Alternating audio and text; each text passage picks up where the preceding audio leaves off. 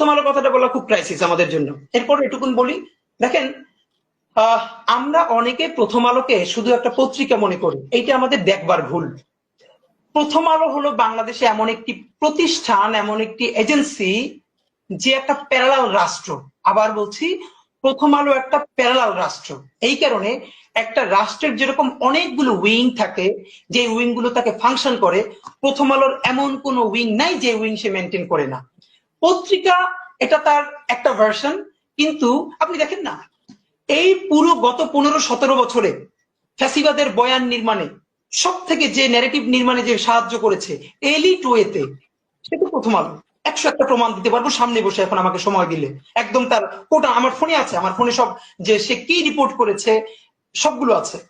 কিন্তু আপনি ভাবেন, হওয়ার কথা ছিল কি, এখন তো সে ভয়ে থাকার কথা, অ্যাটলিস্ট সে তার এই যে ফ্যাসিবাদের সে আপনি ভাবেন, তারা খালেদা জিয়াকে নিয়ে নিউজ করেছে, এই আজকেও দেখলাম যে বসুন্ধরার কাছে খালেদা জিয়ার কনসেন্ট নিয়ে 100 কোটি টাকা চেয়েছে তারেক রহমান, হেডলাইন।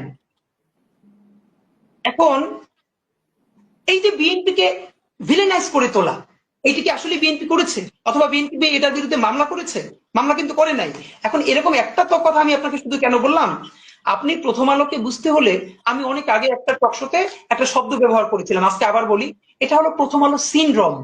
প্রথম আলো সিনড্রোম হলো, আপনি ভাবেন, সে সরকার পড়ে যাবার পরে,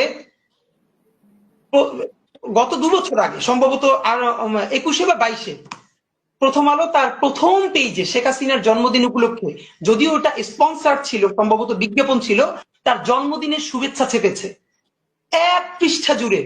এইটা কি কোনোদিন আপনি বুঝাতে পারবেন এটা যদি খালেদা জিয়ার হইতো, তো এটা সে ছাপতো?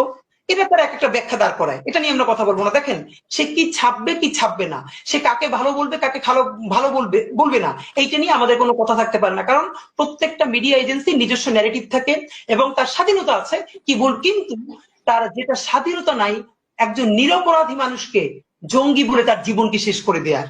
তার স্বাধীনতা নাই যে যে অপরাধ করে নাই, সেই অপরাধ হিসেবে তাকে ন্যারেটিভ নির্মাণ করে তাকে অপরাধী হিসেবে জীবন ধ্বংস করে দেয়ার।